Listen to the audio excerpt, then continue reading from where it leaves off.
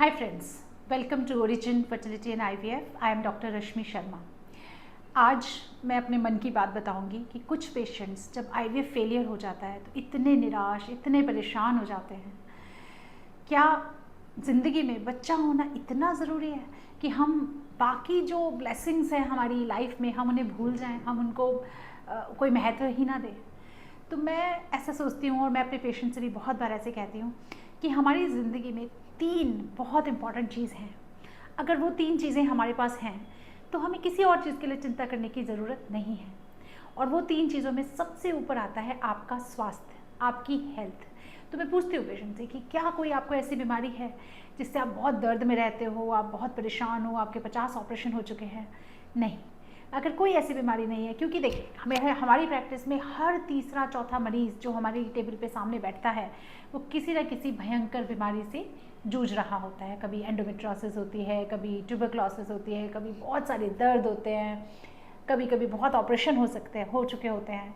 तो अगर आपकी बॉडी में कोई बीमारी नहीं है और आपको भगवान ने एक स्वस्थ शरीर दिया है तो ये बहुत बड़ी आपके लिए एक ब्लेसिंग है, जिसके लिए शायद आपको भगवान जी को रोज़ थैंक यू बोलना चाहिए। नंबर 2 पे आता है बहुत इंपॉर्टेंट चीज़ जिसे कहते हैं हमारा परिवार, हमारी फैमिली। इन आवर प्रैक्टिस हम पेशेंट से बहुत इंटरेक्ट करते हैं, पेशेंट के परिवारों से हमारे बहुत इंटरेक्शन होते हैं और निसंतानता के इलाज में कई बार बड़े लंबी कंसल्टेशंस होते हैं। बहुत माँ बाप, सास ससुर सब आके हमसे मिलते हैं और हमने फैमिलीज़ को बनते हुए बिगड़ते हुए देखा हुआ है, कितने डिवोर्सेस होते हुए देखा है, कितना फैमिली टसल्स होते हुए देखे हैं। तो एक चीज़ ये है कि अगर आपके हस्बैंड ठीक हैं, अगर आपकी वाइफ ठीक हैं, अगर आपकी आपस की रिलेशनशिप बहुत अच्छी है और अगर आपका परिवार सपोर्टिव है तो इससे बड़ी कोई बात नहीं हो सकती। तो अगर आपका परिवार अच्छा है तो ये दूसरी सबसे बड़ी चीज़ है जिसके लिए आपको भगवान जी को थैंक यू बोलना चाहिए। एंड तीसरी चीज़ होती है फाइनेंशियल स्टेबिलिटी। आपको इस चीज़ की अगर चिंता नहीं है कि मेरा चूल्हा कैसे जलेगा, मेरे घर में रोटी बनने के लिए पैसों की कमी तो नहीं है, तो आप बहुत, आई वुड से आप बहुत ब्लेस्ड हो।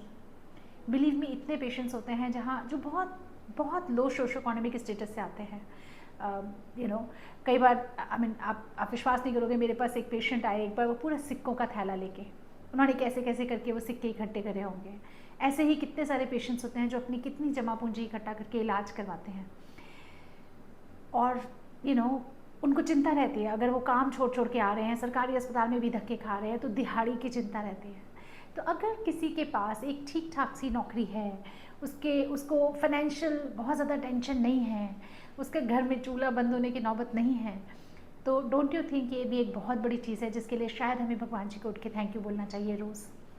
तो अगर ये 3 चीज़ें हमारे पास हैं, हमारा स्वास्थ्य हमारे साथ है, हमारा परिवार हमारे साथ है और हमें कोई बहुत ज़्यादा पैसे की बहुत टेंशन नहीं है, हमारी नौकरी है जिससे हमारा घर का चूल्हा चलता है, तो ये बहुत इंपॉर्टेंट चीज़ है। बच्चा आई वुड से एक सेकेंडरी चीज़ है, ठीक है, जिसके लिए आप ऑफकोर्स कर्म कर रहे हो, आप कोशिश कर रहे हो, पर उसको इतना अपने ज़िंदगी पे हावी मत होने दीजिए कि आप बाकी ज़िंदगी की चीज़ों को एंजॉय करना ही भूल जाएं। आप बाकी जो आपको ब्लेसिंग्स भगवान जी ने दे रखी हैं आप उसको ही इग्नोर कर दें और डिप्रेशन में चले जाएं। तो ये चीज़ आई थिंक सबको, कोई भी कपल जो निसंतानता से जूझ रहा है, ये ध्यान में रखना चाहिए कि बच्चा इतना भी ज़रूरी नहीं होता कि हम उसके लिए अपनी ज़िंदगी को अधर में अटका दें। इस मन की बात में मैं बस इतना ही कहना चाहूँगी। आई होप इससे कुछ लोगों को अपने डिप्रेशन से उबरने में, अपने फेलियर से उबरने में थोड़ी सी हेल्प मिलेगी। Thank you.